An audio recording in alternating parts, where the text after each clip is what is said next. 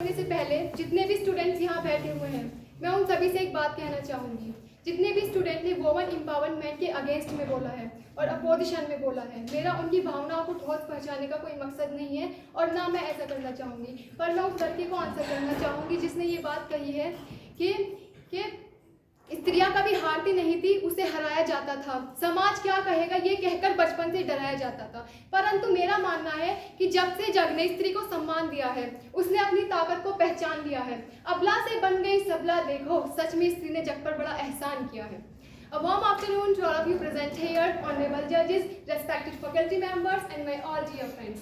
I am Zainab Afzal, student of BA 3rd semester, and today I am going to speak in the favor of the topic today empowerment. As we all know that in today's evolving society, the role of women has transformed.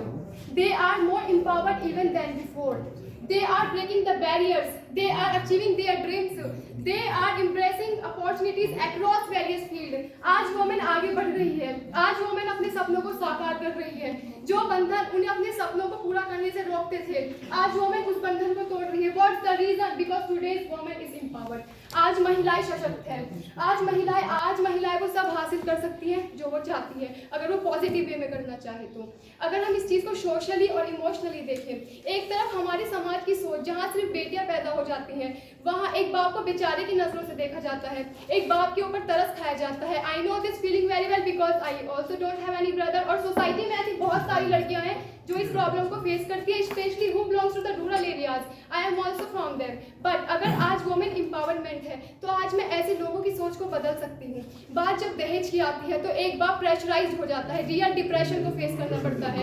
ऐसी situation में एक बेटी अपने बाप का सहारा बन सकती है, अपने माँ बाप के साथ साथ अपने सपनों को पूरा कर सकती है। जो बेटी अपने बेटी होने पर पछतावा करती है, वो गर्व के साथ कह सकती है आई बॉर्न विद बेटी हुई and want to die with बेटी हो। तो ऐसी अगर इस चीज़ को इमोशनली और सोशली देखने के अलावा अगर हम इकोनॉमिकली भी देखें तो आज वोमेन अपने घर को संभाल रही है, आज वोमेन हाउस होल्ड इनकम को इम्प्रूव कर रही है, आज वोमेन अपने घर में अपने बच्चों को ट्यूशन दे रही है। इतना ही नहीं, घर के साथ साथ आज वोमेन इंडिया को भी आगे बढ़ावा दे रही है। For example the present contribution of GDP of India is only 18%। But एक रिपोर्ट का मानना है कि अगर इसी प्रकार वोमेन एम्पावरमेंट को बढ़ावा दिया जाए in various field, for example in the field of education, in the field of empowerment, तो by 2025 India could added $775 to its GDP। क्या इतना काफ़ी नहीं है कि हमारा देश इतना तरक्की कर जाएगा, हमारा देश आगे बढ़ जाएगा? अगर इमोशनली, सोशली और इकोनॉमिकली देखने की बजाय अगर हम पॉलिटिकली कभी इस चीज़ को देखें तो आज वोमेन डिसीजन मेकिंग में पार्टिसिपेट कर रही है, आज वोमेन सरकार संभाल रही है, आज वोमेन आगे बढ़ रही है। एज अ कंक्लूजन मैं इतना ही कहना चाहूँगी कि मैंने इमोशनली, पॉलिटिकली, इकोनॉमिकली अपने पॉइंट्स को सबके सामने रखने की कोशिश की। मैंने ये रियल एग्जांपल्स के साथ बताने की कोशिश की कि क्या से क्या हो सकता है, हमारी कंट्री आगे बढ़ सकती है। और मेरा मानना है कि women empowerment is the most important और इसको और बढ़ावा देना चाहिए। मेरा इससे मतलब ये नहीं है कि वुमेन को मैन से ज़्यादा राइट देनी चाहिए। No, it's the discrimination. I don't think so कि ऐसा होना चाहिए। बट वुमेन को मैन के इक्वल अपॉर्चुनिटीज देनी चाहिए to utilise their own potential.